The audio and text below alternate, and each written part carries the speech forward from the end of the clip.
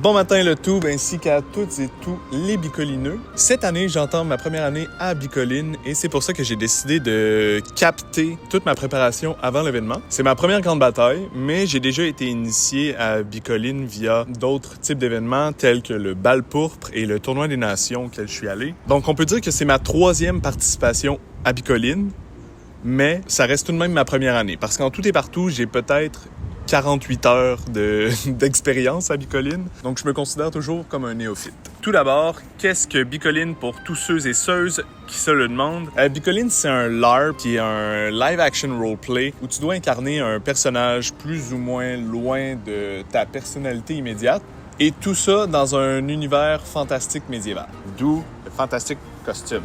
Donc, on peut compter environ 5000 personnes d'un peu partout dans le monde qui se retrouvent au Duché de Bicoline à Saint-Mathieu-du-Lac. Et tout ça dans un immense décor médiéval. Pour vrai, c'est gigantesque. Moi, ça m'a vraiment surpris la première fois que je suis rentré sur le terrain. On y trouve énormément d'habitations avec une architecture vraiment atypique comparativement à ce qu'on peut voir dans la vie de tous les jours. Il y a plusieurs quêtes à résoudre, différents sports qui sont propres à cet univers-là, des spectacles, leur propre monnaie qui est frappée vraiment. Je vais vous montrer tantôt, c'est des coins en métal qui ont été frappés pour Bicoline. Et il y a également un énorme système de géopolitique qui définit un peu les rouages de la game.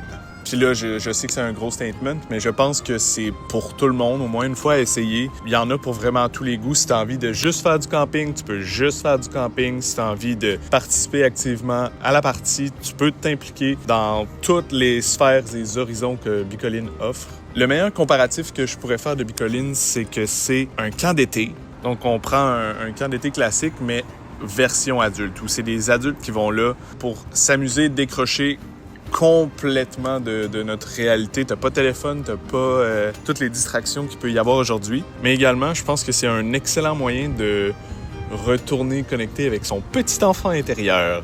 Moi, je suis quelqu'un qui adore le jeu, j'adore jouer. Là-bas, c'est une expérience qui n'existe pas ailleurs, j'ai l'impression. Puis ça fait sincèrement du bien à l'âme.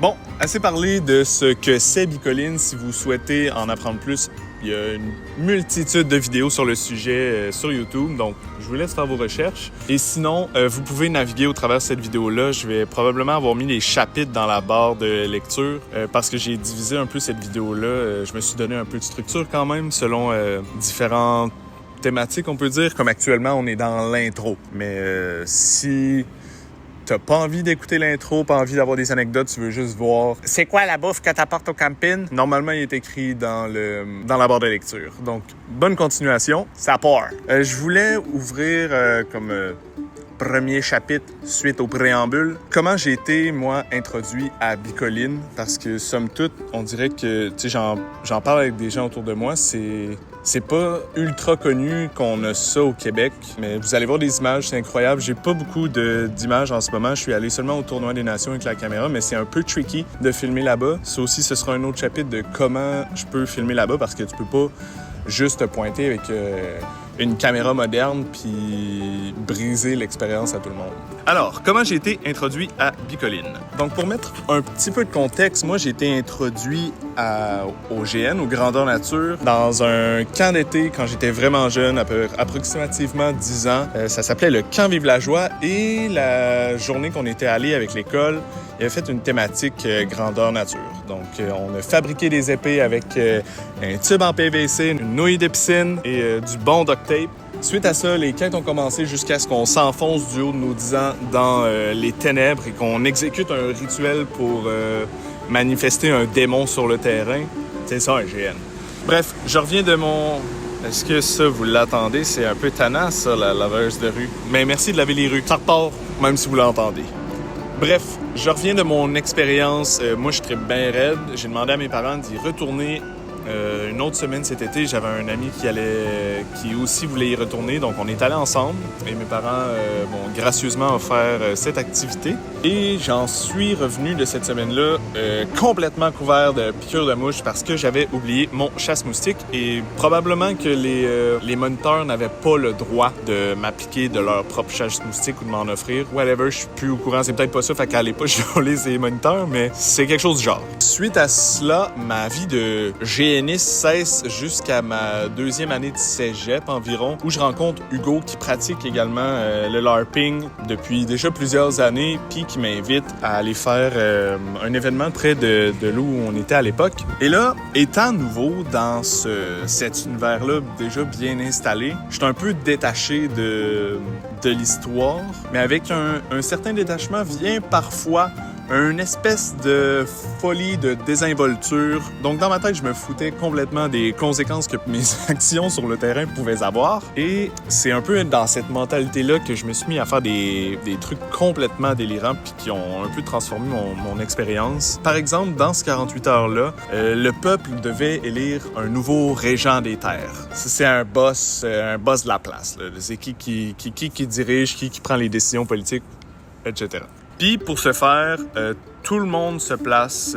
en fait, tous les candidats se placent à l'avant, nous font leur speech de politiciens de pourquoi moi, un tel devrait être élu, pendant que le petit peuple écoute et attend silencieusement de pouvoir déposer sa roche dans un des bacs de vote.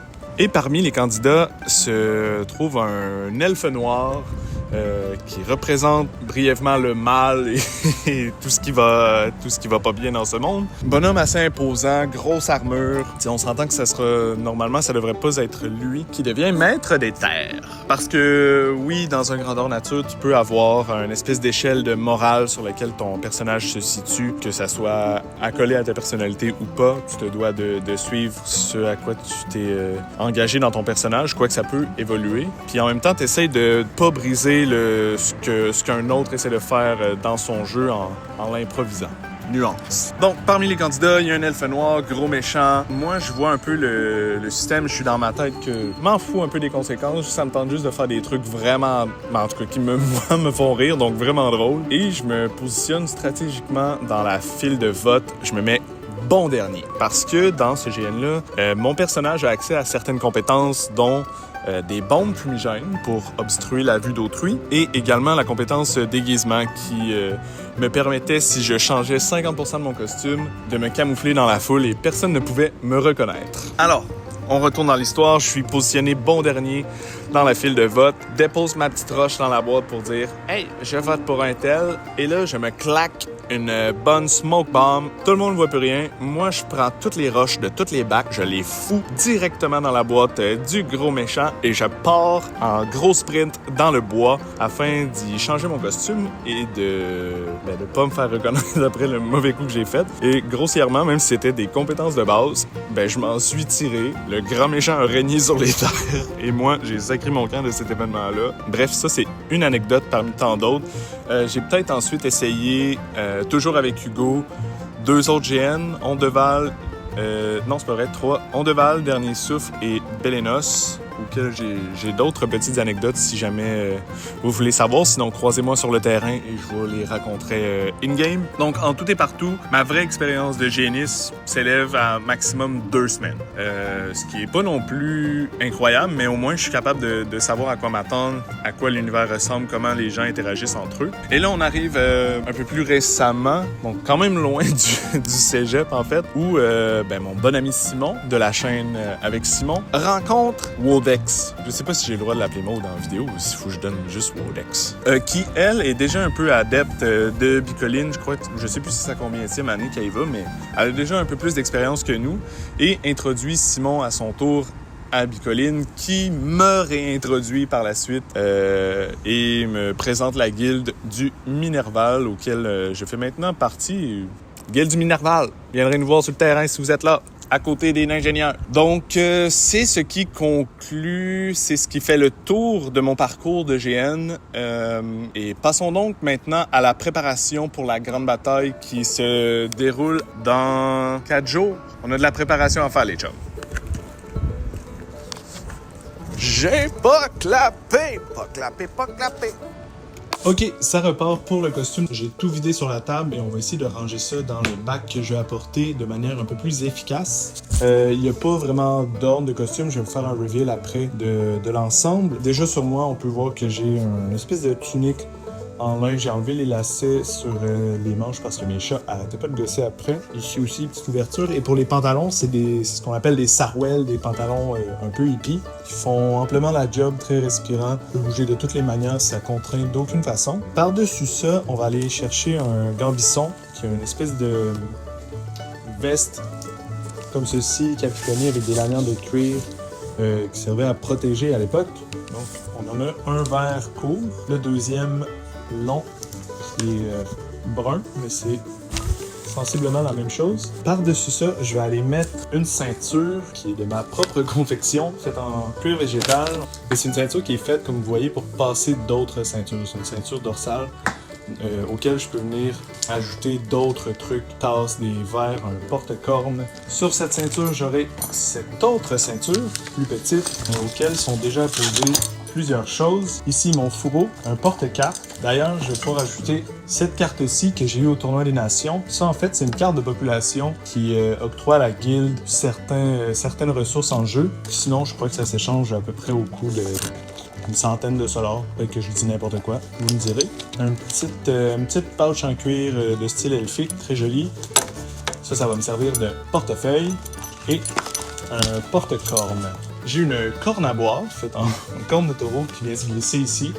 Comme ça, j'ai un verre avec moi toute la journée. Suite à cela, j'ai un icône de guilde pour montrer mes couleurs, ainsi qu'une petite tasse également trouvée au Dollarama avec un mousqueton. C'est super facile d'accrocher ça à la ceinture, puis c'est à moindre coût. Ma petite sacoche homemade en cuir végétal remplie de babioles. J'ai beaucoup de bracelets que je vais essayer de vendre au coût de 5$ afin de m'enrichir, parce que quand tu commences Bicoline, t'es pauvre as fuck. Et un petit collier aussi que j'ai fait également en cuir végétal que je vais essayer de vendre. À l'intérieur, j'ai pour l'instant pas grand chose, mais je vais essayer d'y ranger mes ustensiles, donc cuillère, couteau. Parce qu'il faut savoir qu'à Bicoline, il faut que tu apportes tes ustensiles. On va pas te donner un petit truc en plastique ou en carton. Donc, j'ai traîné ça là-dedans. Aussi, quand même pratique, un crayon fait en espèce de branche de bois. Et ainsi qu'un petit cahier de cuir pour prendre des notes. J'ai pas de téléphone là-bas, donc si j'ai besoin de retrouver quelqu'un, retenir une information, c'est tout noté là-dedans. 2 brassards, une petite couverte d'avion, en fait, j'ai eu ça avec Air Canada. Et je trouve que ça fait un beau tissu pour se faire un voile, se cacher un peu. Et ça peut servir aussi dans la tente s'il fait froid la nuit. Je pense pas qu'il va faire froid, mais j'aime mieux prévoir que guérir. Des pétards collés dans le fusil à pétards. Ici, je vais avoir une épaulette pour traîner mes trucs de confection. Donc, si en fait, cet outil-là, j'ai aucune idée c'est quoi, mais je m'en sers pour presser des rivets, un compas et un marteau. C'est quoi? Pas qu'un marteau. Une extra ceinture trouvée en friperie, peut-être 4$ en cuir tressé, une belle boucle en laiton. Un sac également trouvé en friperie qui va être disponible à la vente, que j'ai revitalisé un peu avec un vernis et une teinture. Ensuite de ça, j'ai un énième sac en cuir que j'ai également trouvé en friperie. J'ai teindu la base en vert, le haut en brun. Et c'est là-dedans que je tiens l'ensemble de mes trinkets. Ça peut être des bijoux, je vais essayer de tout sortir. Il y a des bagues, des colliers, un peu de n'importe quoi. Très pratique pour faire du trade également. Ici, j'ai une espèce de, je sais pas comment appeler ça, mais c'est une espèce de par-dessus, comme ceci, avec des beaux designs brodés. Je vais également amener 2 pipes trouvées en friperie. Celle-là me fait beaucoup penser à la pipe de Gandalf. Parce que oui, un peu de bicoline, de l'alcool, les gens sont là pour festoyer. Mieux qu'une bonne clope ou qu'un bat. Par-dessus ça, j'ai un espèce de collar en cuir fait par les artisans d'Azur. Je trouvais très joli. Donc, on vient mettre ça comme ça ici. Je pense que ça fait le tour pour les costumes. D'ailleurs, pour ceux qui voudraient investir dans une armure faite par des artisans, tenez-vous-le pour dit, c'est assez dispendieux. Donc, si vous sélectionnez une pièce que vous voulez acheter, assurez-vous de vraiment l'aimer, qu'elle fait sur votre costume ou l'idée que vous faites de votre costume et que vous en avez assez besoin en fait. Parce qu'il y a beaucoup de grosses armures, on pense en métal, en cuir, qui sont assez chères et au final, pendant la semaine, t'es plus porté à être seulement habillé comme ça, léger. On s'entend qu'il fait chaud quand même l'été au Québec. Donc, les grosses armures, c'est seulement pour la grande bataille. Si t'as envie de t'équiper, équipe-toi, mais tu sais que ça peut coûter les sous. C'est pour ça, en fait, que j'ai commencé à travailler le cuir et que j'ai incité Simon aussi à commencer à travailler le cuir parce qu'on était capable de se faire des petits morceaux d'armure pour à moindre coût. Babe! C'est à ton tour de venir parler! Moi, quand j'étais jeune, je faisais pas partie des cercles d'amis qui jouaient à des trucs fantastiques. Moi, je faisais partie des cercles d'amis qui avaient un petit peu un jugement par rapport à ça. J'ai toujours trouvé que c'était un petit peu nerdy, mettons, quand j'étais au secondaire. Mais j'avais pas une immense opinion là-dessus, mettons. Un petit peu plus tard, vers le cégep, à un moment donné, j'étais dans un appart où est-ce que j'étais comme censée partir parce qu'il y avait une session de D&D qui allait commencer plus tard avec des gens que je connaissais pas. Puis quand ces gens-là sont arrivés, ils étaient comme « Viens jouer avec nous ». Puis moi, j'étais comme... Non, pas tant intéressés. Mais ils ont quand même insisté, puis ils étaient super gentils. Puis là, ils semblaient avoir une belle chimie ensemble. Il y avait un game master qui connaissait full ça. Fait que c'était comme super fluide et tout. Fait que lui, il était comme, on va te monter un personnage, on va tout faire ça ensemble, on va t'aider. T'as-tu beaucoup de temps? J'étais genre...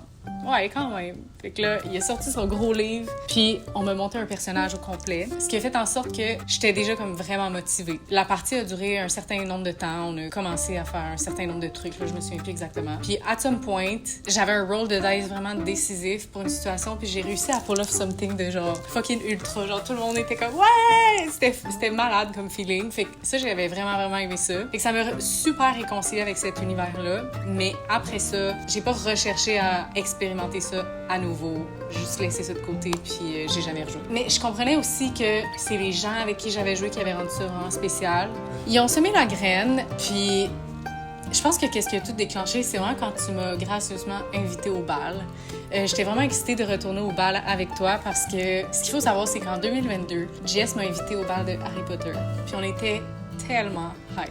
On était tellement excités à l'idée d'aller se costumer, d'aller dans un endroit majestueux avec la magie. On avait super hâte. Puis quand on est arrivé là, ça a été super underwhelming, dans le fond, à tous les niveaux. Comme notre entrée, notre présence, la visite des lieux. Fait qu'on était super déçus. Fait que quand tu m'as invité au bal pourpre, j'étais comme excitée à l'idée de me réconcilier, de retourner dans un bal avec mon amoureux, de valser, de porter une belle grande robe. Rendu au moment même, c'était super spécial. Puis on était avec nos amis Simon et Maude, fait que c'était le fun. Eux, ils sont un petit peu plus intégrés, fait qu'on est arrivé avec une petite longueur un petit peu d'avance. Là. Ils nous ont présenté à plein de monde, puis on a été avec des gens sympathiques, c'était super le fun. Fait que ça a été une belle expérience. Ça a été, en fait, tout ce que j'aurais voulu que le bal de Harry Potter soit, c'est le bal pourpre. J'aimais juste trop ça, fait que j'ai commencé à m'acheter des trucs pour me faire des costumes, j'ai commencé à comme mettre encore plus de temps, puis mon chum était vraiment motivé aussi, fait que ça a été comme on était un petit peu laser focus pendant genre février, mars, mettons, avril.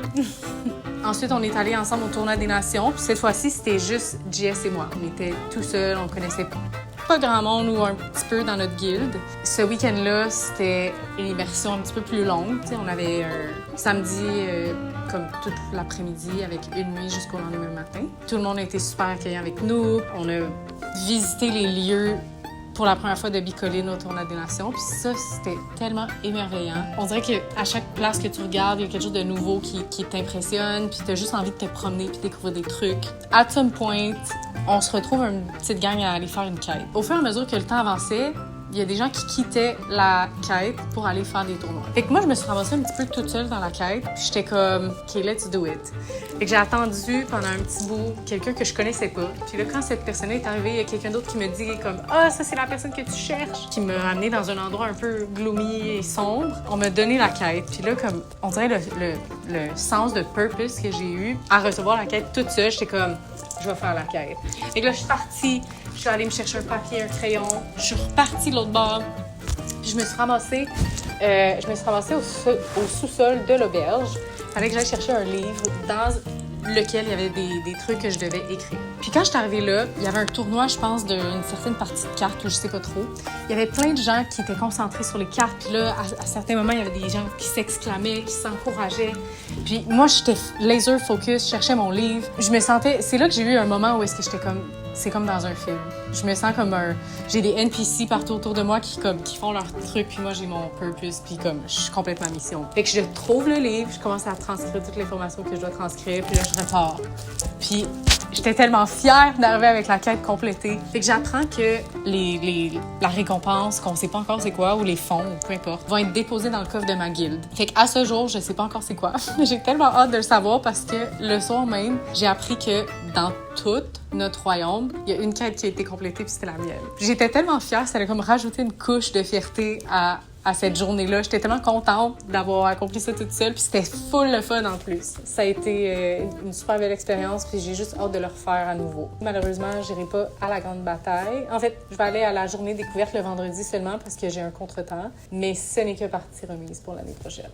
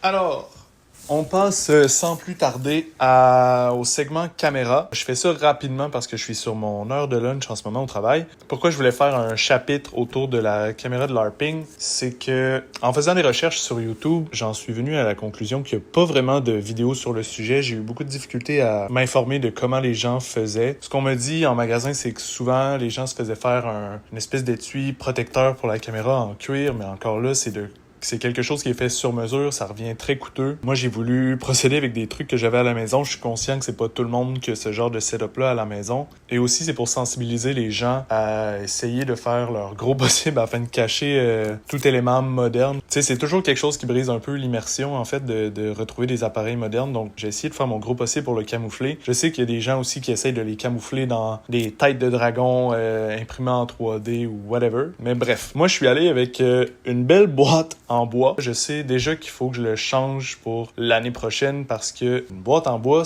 à traîner pendant une journée, c'est quand même assez lourd. Je dirais que le rig pèse une 20aine de livres, donc à la longue, ça vient quand même assez heavy. Je prévois essayer de le déposer sur des tables, sur des trucs, puis filmer des plans un peu plus statiques comme j'ai l'habitude de faire, comme en ce moment, comme tout au long de la vidéo en fait. Donc ça, c'est une boîte en bois que j'ai depuis très jeune, que j'ai teint, que j'ai peinturé en fait les corners qui sont en métal, en noir pour essayer de vais le rendre le plus d'époque possible. Et à l'intérieur, je vous ai pris du B-roll, du footage d'extra pour vous montrer comment c'est fait à l'intérieur. J'ai un petit boîtier caméra Blackmagic Studio qui est très compact, très petit et léger. La boîte, j'y ai pas pensé, mais ça, c'est un autre détail. À laquelle je suis venu ajouter tous les éléments nécessaires, soit une batterie externe avec 2 ports en D-Tap, qui est un type de connecteur généralement assez connu pour les gens de cinéma, télévision, etc. Dans cette batterie-là, je peux connecter autant la caméra, le moniteur, mon téléphone si j'ai besoin de le charger parce que des fois je me sers de mon téléphone comme moniteur. Là, je l'ai pas fait dans cette build-là parce que je veux amener le moins de trucs possible. Mais bref, je peux mettre un transmetteur vidéo sans fil qui se connecte directement à mon téléphone. Donc je peux laisser la boîte quelque part,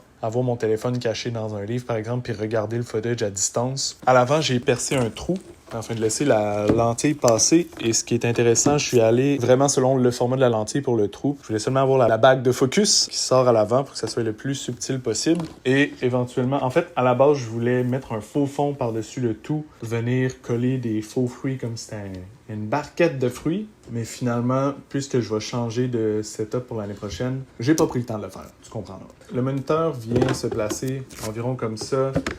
Et le couvert vient juste recouvrir un peu pour seulement moi puisse l'avoir dans mes mains et puisse voir ce qui se passe à l'écran. Comme ça, j'essaye de ne pas briser l'immersion de personne. Comment ça se tient? Il va falloir que je sois un peu sideways à tout ce que je regarde comme ça. Puis je l'ai testé au tournoi des Nations, puis semblerait-il que pas grand monde m'ont vu que c'était une caméra parce que mettons que je regarde quelqu'un par là, mais moi je sais que je filme à ma droite toujours. Je vais également essayer de vous faire un listing, je sais pas si ça va être en description ou à l'écran, de tout ce qui est utilisé pour ce rig. D'un coup, vous voulez le réessayer. Faites-le seulement pas dans une boîte en bois ou si oui, assumez que ça va être assez lourd. Pour mon prochain build, je vais essayer de le faire dans un petit sac en cuir que je vais venir attacher à ma ceinture et qui va juste pouvoir se traîner comme ça. Je crois que ça fait le tour pour le chapitre caméra. On passe sur autre chose. Pour la nourriture à Bicoline, j'ai décidé d'apporter des trucs en canne pour essayer d'éviter d'avoir une glacière qui est un voyage supplémentaire. En fait, j'ai déjà beaucoup de bagages, alors j'essaie de me limiter en termes d'espace. Beaucoup de sel dans toute cette épicerie-là. J'ai fait ça au Dollarama exclusivement. Je vais vous montrer la facture par après. Et sinon, je me suis dit que si j'étais tanné de manger mes cannes, j'allais probablement aller au restaurant 1 ou 2 fois. J'essaie d'éviter parce qu'on me dit que c'était plutôt cher. Puis sinon, j'ai pris un forfait nourriture qui vient avec notre guilde. Il y a 2 personnes qui font de la très bonne bouffe. Alors, j'ai sauté tout de suite sur l'occasion. Eux, ils offrent un forfait à 75$ pour les 3 jours où ils vont nous nourrir. La dernière fois, j'ai été en retard pour le payer. J'aurais dû le payer tout de suite. Comme ça, j'en aurais eu toute la journée. Là, cette fois-ci, je vais en profiter. Bref, on ouvre ça avec un classique pain pita. Ensuite, on a les petites cannes, les premières cannes du Dollarama, du Paris pâté. Ce qui est vraiment intéressant sur ces cannes-là, essayer d'observer, c'est qu'ils ont une goupille sur le dessus pour les ouvrir. Ce qui est pratique de ne pas toujours avoir un ouvre-boîte. Par contre, je vais devoir en amener un parce que j'ai des cannes qui n'ont pas de goupille. Donc, Paris pâté, 1, 2, 3, 4 cannes. Comme deuxième type de canage, des Chef Boyardee raviolis au bœuf. Je n'ai jamais mangé encore de Chef Boyardee, alors on va faire l'expérience sur place là-bas, mais on m'a dit que c'était une valeur sûre. Aussi au Dollarama, 2 fois. Ensuite, prochaine canne, un ragoût de boulettes. Boulettes de viande, il y en a avec patates, sans patates. C'est eux, en fait, qui n'ont pas de goupille sur le dessus, donc à cause de ces cannes-là, je vais être obligé d'avoir un ouvre-boîte. 5 cannes de viande. Oh, j'ai exagéré 6.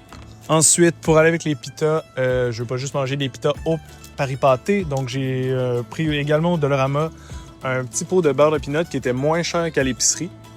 Une boîte de Cliff au chocolat blanc et noix de macadam. C'est une bonne source d'énergie, riche en protéines. Des noix, un sac d'arachides. Et là, vraiment beaucoup de petits sachets de pepperoni séchés. Paquet de 4 qui viennent aussi du Dollarama. Pas vrai, 6 paquets de 4. Des bâtons qui sont aussi des petites pepperettes, des pepperoni forts. Jack Links que tu peux trouver n'importe où, que ce soit dans une station-service, épicerie, Dollarama. 7 pepperoni comme ça. Donc ça va être ça que je vais apporter comme nourriture séchée qui va me permettre de ne pas avoir de glacière. Je vais très mal manger. mais je vais être capable de me sustenter et d'aller combler si j'ai un manque dans les restaurants ou avec le forfait de nourriture que j'ai pris dans ma guilde. Sur ce, je crois que j'ai passé un peu à travers tout. J'ai mes bagages, j'ai mes costumes. C'est un exercice qui m'a aidé en fait à me préparer tout en filmant. J'espère que ça va être utile si jamais il y a des nouveaux et j'espère également pouvoir vous rencontrer sur le terrain. Je sais également que j'ai oublié quelques items probablement de base. Tente, sleeping bag, c'est sûr que je les apporte. J'ai pas jugé nécessaire de les mettre dans la vidéo. Bref, je conclue ça rapidement. Je veux pas m'éterniser. On se voit sur le champ de bataille ou en pleine ville. Je vais essayer d'explorer le plus possible, de traîner ma caméra, voir, en fait, sans déranger, mais je vais essayer de promener ma caméra pour capter le plus de trucs. Également, une possibilité que je ne le fasse pas, d'un coup que c'est trop lourd, que j'ai envie de faire d'autres choses. Je veux pas m'imposer de filmer nécessairement, mais je vais essayer quand même de prendre quelques shots. Tu dis chalut? Tu dis chalut? Bref,